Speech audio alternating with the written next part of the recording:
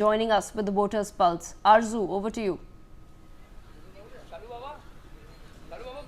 Well, Devika, if we talk about the voter turnout till 9 a.m., it's 11.60% in Jammu and Kashmir, and particularly if we talk about Udhampur, it's good somewhere because the voter turnout here is 14.23%, and we are expecting that the more voters will come out to cast their votes, as we are seeing a very excited voters here among us.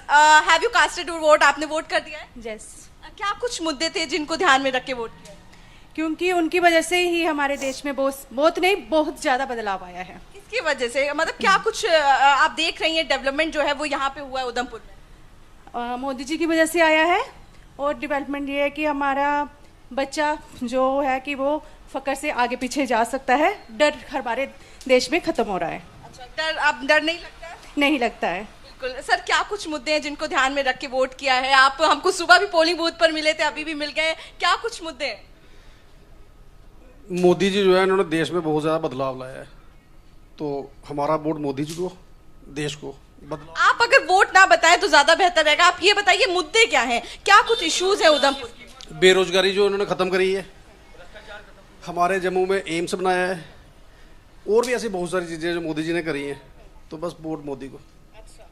और भी parties हैं यहाँ पे, कांग्रेस भी लड़ रही है, independent candidate भी हैं, उनसे क्या कुछ उम्मीदें हैं? क्योंकि लगातार वो भी अपने मैनिफेस्टो में जॉब देने की बात कर रहे हैं, बदलाव की बात कर रहे हैं, कैसे देख रहे हैं मैनिफेस्टो को इस बार के? नहीं, वो बात नहीं है। हमने जो मोदी ने जो बदलाव लाया ना हमारे इधर, उनको देखो तो उन्होंने आयुष्मान कार्ड बनाया है कि हम उनकी ऐसी स्कीमें निकली हैं ना जिसकी वजह से लोग जब हॉस्पिटल में जाते हैं, जैसे कोई बड़े बड़े हॉस्पिटल में नहीं जा सकता था, अब वो भी बड़े हॉस्पिटल में जा सकते हैं। वो किनके कारण? मोदी जी के कारण। इसलिए हम जो वोट डालेंगे मोदी जी को डालेंगे। आप सब लोग वोट बता दे रहे हैं। आप मुद्दों की अगर बात करें तो ज्यादा बेहतर रहेगा। क्या कुछ इश्यूज हैं उधमपुर के?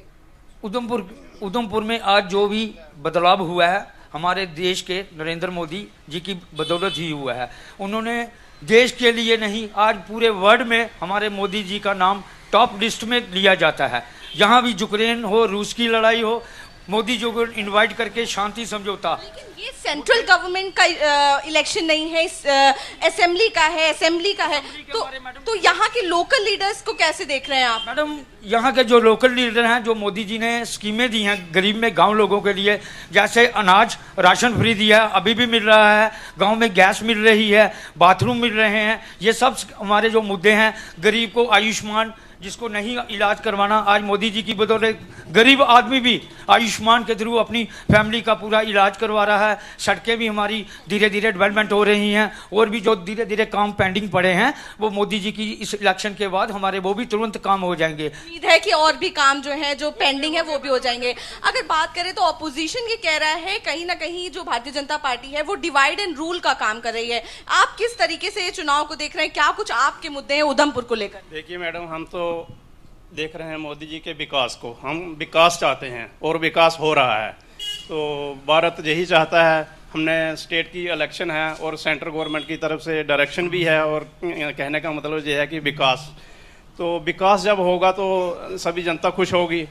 तो हमें यही चाहिए, और पर्सनली तो कुछ दे नहीं पाते हैं कुछ भी। कोई भी नेता होगा, कोई भी पर्सनली कोई आज अपॉइंटमेंट नहीं कर सकता है किसी की, तो बाकी विकास होगा तो देविका रिवर का इशू है क्या यहाँ पर? क्योंकि हालत हमने उसकी देखी है, बेहद गंदी रिवर जो है वो पड़ी हुई है यहाँ पे। देखिए, देविका के लिए तो सुधार किया ही है, और भी फंड्स अगर आएंगे तो उसके लिए और भी हो जाएगा, ऐसी कोई बात नहीं है। उसके लिए हमारी जो NGO बनी है वो भी काम करती हैं, गवर्नमेंट की तरफ से भी हमें प्रोटेक्शन है पूरी, उसके लिए हम पूरा काम करने के लिए तैयार हैं। आपका क्या नाम? मैम, मेरा नाम ऋतव है। ऋतव जी, यंगस्टर हैं, क्या कुछ मुद्दे हैं आप लोगों के?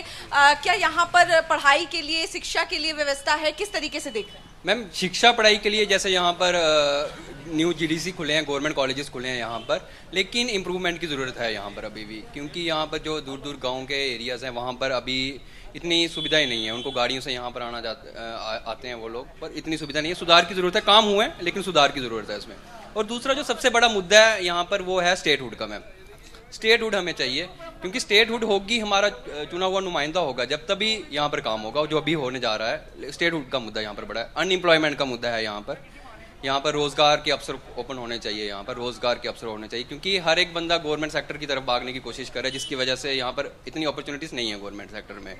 और यहाँ Okay. पर जैसे आपने देविका की बात की अभी, देविका का फंड आया था यहाँ पर 186 करोड़ का फंड आया था, उसमें से जैसे वो सीवरेज का यहाँ पर काम चला है उसमें भी काफ़ी डेवलपमेंट हुई है, लेकिन जो आप बोल रहे हो नदी है, नदी में अभी थोड़ा सा काम बाकी है वहाँ पर। अगर अच्छा सा वहाँ पर घाट बनेगा, वो फुल है घाट बनेगा वहाँ पर अच्छा सा, वहाँ पर लोकल बिजनेसमैन है वहाँ पर, उनको जॉब अपॉर्चुनिटीज मिलेगी। आपने वोट किया है? हमारा हो गया, क्या कुछ मुद्दे ध्यान में रख के वोट किया है? हमारा वोट हो गया, हम उधर से क्या कुछ सोचा था जब वोट कर रहे थे? दे दिया, आप जिसको मर्जी आई तो। महंगाई का मुद्दा है, महंगाई तो है ही। हो रही है। हाँ। क्या क्या लग रहा है, कौन इससे आपको राहत दे सकता है? किसी से उम्मीद है आपको? हमें तो पहले जिसे थी उसे भी नहीं आ, तो ऊपर वाले के हाथ में सब कुछ। Okay, all right, Arzu, thank you so लेकिन much आप for बताइए ना। thank you so much, Arzu, for bringing us that voters' pulse. We will, of course, keep coming back to you to get some of those ground perspectives where we bring in Amrit.